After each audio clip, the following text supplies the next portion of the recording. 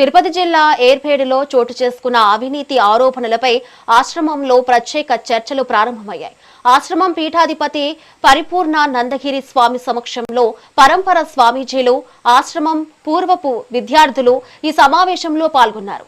ఆశ్రమంలో జరిగినట్లు చెబుతున్న అవినీతి అక్రమాలపై ఇరు వర్గాలు సుదీర్ఘంగా చర్చిస్తున్నాయి.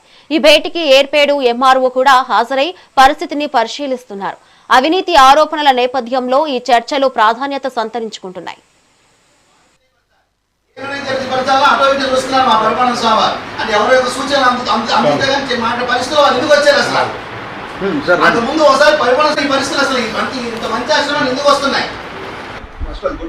తెలుసేనమ్మా అది మీరు క్వశ్చన్ చేయడానికి మీకు అధికారం లేదు. మీరు మాట్లాడే అధికారం మీకు లేదు.